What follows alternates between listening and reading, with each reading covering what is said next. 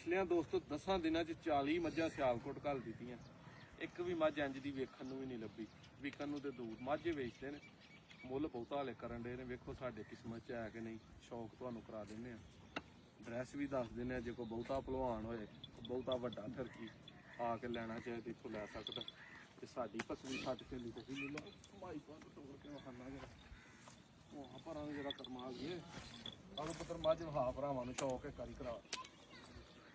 ਇਧਰ ਪਿੱਛੇ ਆ ਕੇ ਜਦੋਂ ਤੁਰਦੀ ਹੈ ਨਾ ਮੱਝ ਦੀ ਕੰਨੀ ਮੱਝ ਨੂੰ ਕੱਢ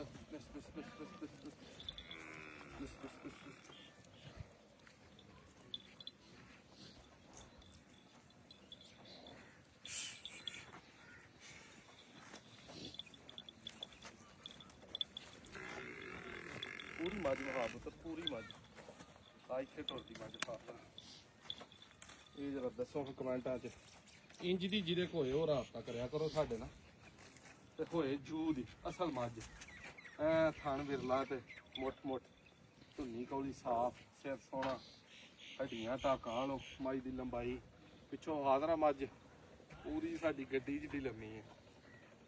ਸ਼ੌਕ ਹੋ ਗਿਆ ਵਾਕਈ ਦੋਸਤ ਮੱਝ ਵੇਚ। ਇਹ ਬਾਕੀਆਂ ਦੀਆਂ ਖਲੋਤੀਆਂ ਮੱਝ ਦੋਸਤੋ ਇੱਕ ਅੱਧੀ ਕਿਸੇ ਵਾੜੇ 'ਚ ਕੰਮ ਦੀ ਹੁੰਦੀ ਹੈ, ਸਾਰੀਆਂ ਨਹੀਂ। ਇਹਨਾਂ ਦੀਆਂ ਹੁਣ ਬਾਕੀ ਖਲੋਤੀਆਂ ਨੇ।